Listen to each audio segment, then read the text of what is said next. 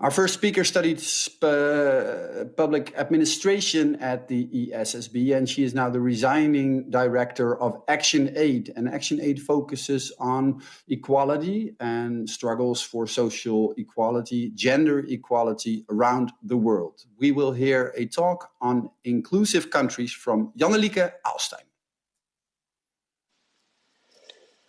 Hi all, and thanks for inviting me to speak on this webinar. Today, I will share some insights with you on inclusive countries. Inclusion, building bridges, and empowerment have been at the core of my focus and work.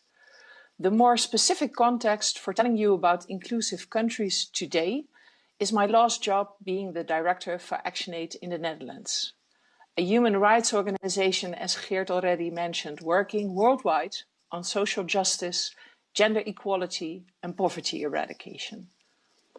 Action Aid works with communities, people's organizations, social movements, networks, and other allies to strengthen the capacity and agency of people living in poverty and exclusion, especially women, to assert their rights, truly seeking to shift and transform power. Because exclusion isn't a quick fix problem. Real change takes time and sustainable transformation. There are really big differences, to my opinion, between inclusive countries, inclusive cities, and companies. But being more inclusive tomorrow always starts by acknowledging we aren't today. And in the end, being inclusive, or at least wanting to be inclusive, always comes from the same principles, to my opinion. I hope I can share my thoughts on this with you in the next 10 minutes. In any society, relations are hierarchically structured, with different social groups having different access to power and status. Within and between these social groups, there will be exclusion from and unequal access to and control over resources and abilities to claim rights. Unequal control over people's own lives, and exclusion from and unequal roles and responsibilities. In the worst case, this leads to real social exclusion, the outcome of the multiple human rights violations a social group experiences.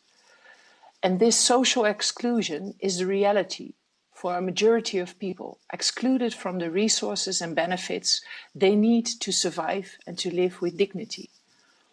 Exclusion takes place on the basis of gender, race, class, caste, ethnicity, religion, sexual orientation, and a range of other social relations. Within each of the excluded social groups, women are generally further marginalized because of patriarchism and existing gender power relations which privilege men and subordinate women. So, for example, in a poor community, a poor man will still be able to access land, whereas a poor woman will be denied land because women as a group are not seen as holders of property, but as property of men. This is why Action Aid focuses specifically on women, as you can see in this clip I would like to share with you all. So please start my first clip. Women and girls often suffer the most in humanitarian emergencies. Typically, more women than men are killed in sudden disasters, and violence against women and girls increases. Their voices and needs are often overlooked because they are less likely to be in positions of power than men. But women play vital roles in crises, bringing a range of skills, resources, and experience. When women are empowered, their whole community recovers faster. That's why, when disaster strikes, Action Aid does things differently. We work with local women and girls to provide support and help save lives. In the long term, we train women in leadership so they can take charge in their communities in times of crisis and beyond.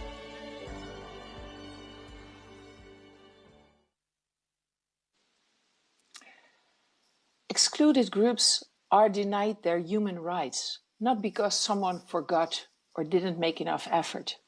They are denied their rights because of their place within a system of unequal social relations of power, enabling the more powerful to deny the human rights of the less powerful.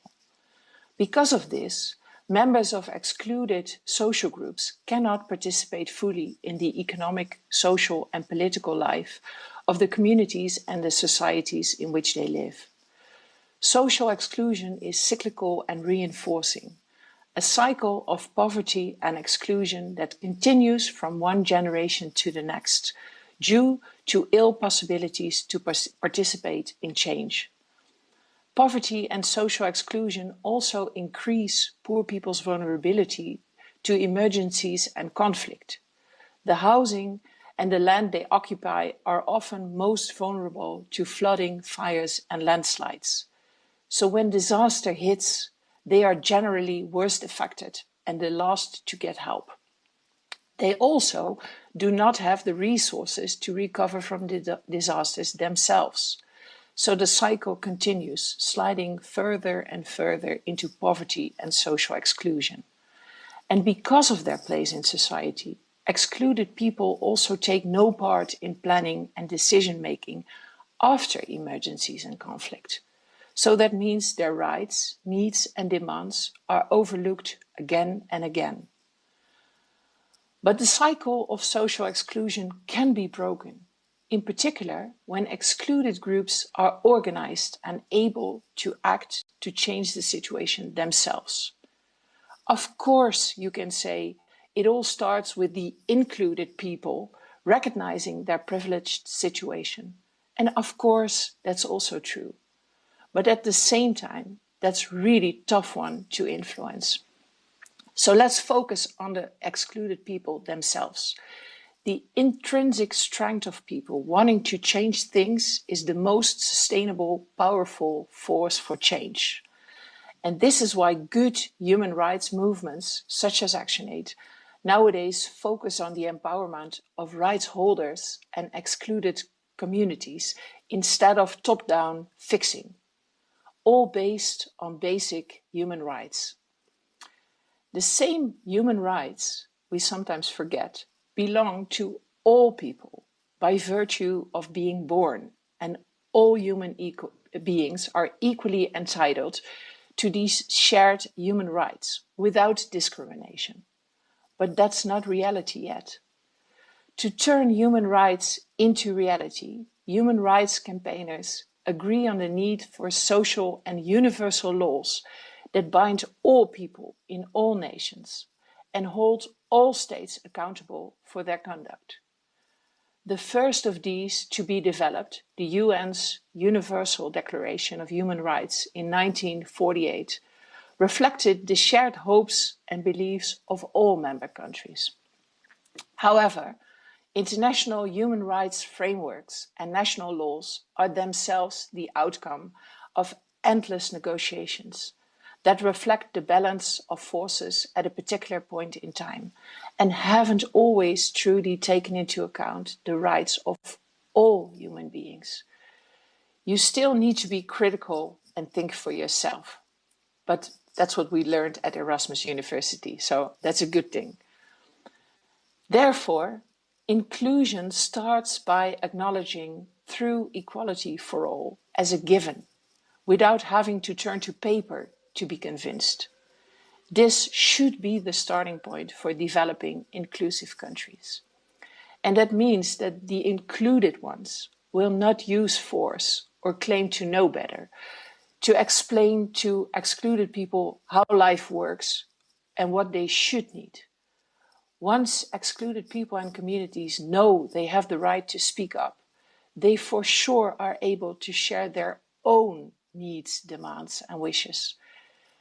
And not just about contents, but also about equivalent distribution of money to actually make things happen.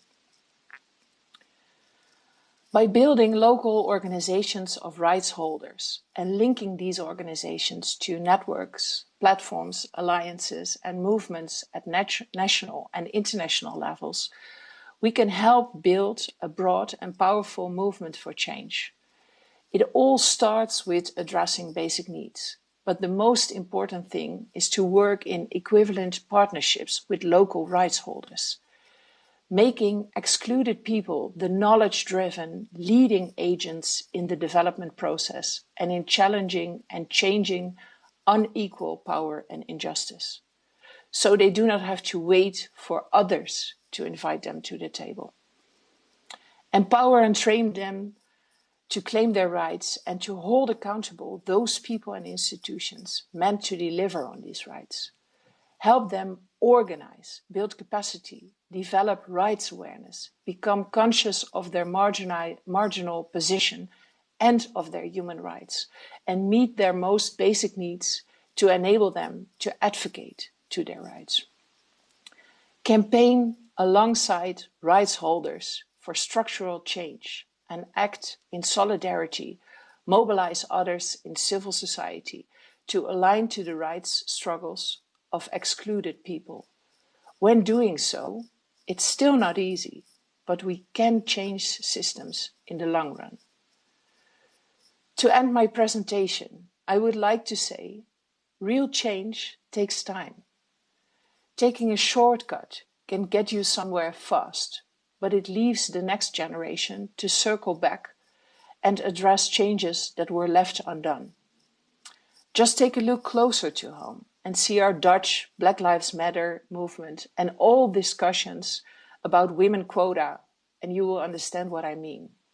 It's not just poorer countries that aren't inclusive to all yet, but the need to play the long game is no excuse for not trying. We can't fix inclusion as a last point on the agenda. We have to be focused on it during all steps of a process. From our perspective, that means know your privileges, challenge yourself every day to truly be focused on equality and being open-minded.